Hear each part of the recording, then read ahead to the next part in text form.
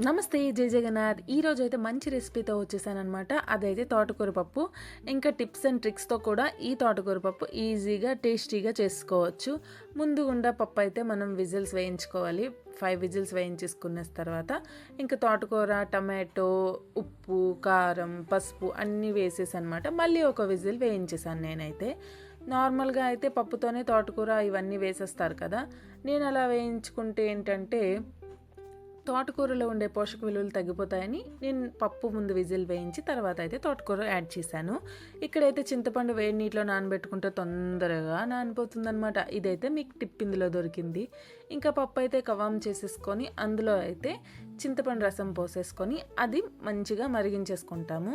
ఇంకేంటి, అయిపోయింది. పప్పు అయితే మరిగిపోయింది. ఇంకా పోపుకి అయితే రెడీ చేసేసాం. పోపు అంతా నార్మల్ పోపే, పప్పుకి ఏం పోపు వేసుకుంటాం అదే పోపు దీనికి కూడా వేసేసుకొని బాగా ఫ్రై చేసేసుకొని, పప్పు అంటే కరివేపాకు లేకుండా పప్పు అవ్వదు. ఇదైతే వేసేసుకొని పోపు వేసేసుకుంటే మంచి టేస్టీ తోటకూర పప్పు రెడీ. ఒకప్పుడు మనకి ఏ చిట్కాలు కావాలన్నా రెసిపీ మొత్తం ఎపిసోడ్ అంతా చూడాలి. ఇప్పుడు ఇలాంటి షార్ట్స్లో చూస్తే బోల్డ్ అని చిట్కాలు, బోల్డ్ అని రెసిపీలు దొరికిపోతాయి. నా వీడియో కనుక మీకు నచ్చినట్లయితే లైక్ చేయండి.